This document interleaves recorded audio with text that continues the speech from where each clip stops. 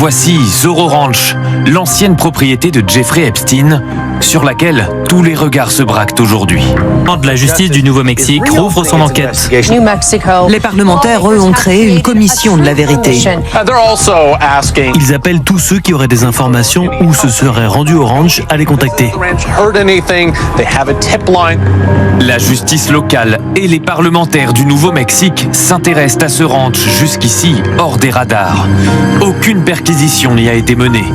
Pourtant, dès 1996, plusieurs femmes affirmaient avoir été agressées par Epstein dans ses murs.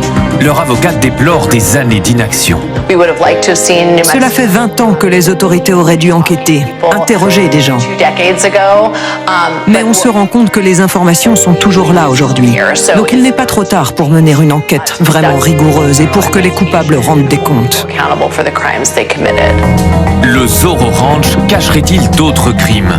Ce qui relance les spéculations, c'est ce document publié parmi les Epstein Files. Un email anonyme envoyé à cet animateur radio peu après la mort du criminel sexuel. L'auteur se présente comme un ancien employé du ranch.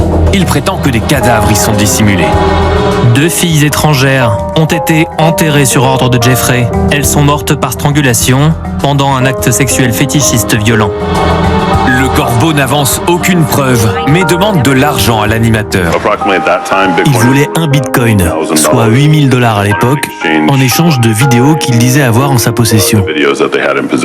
J'ai transmis toutes ces informations au FBI et je n'ai jamais eu de retour de leur part.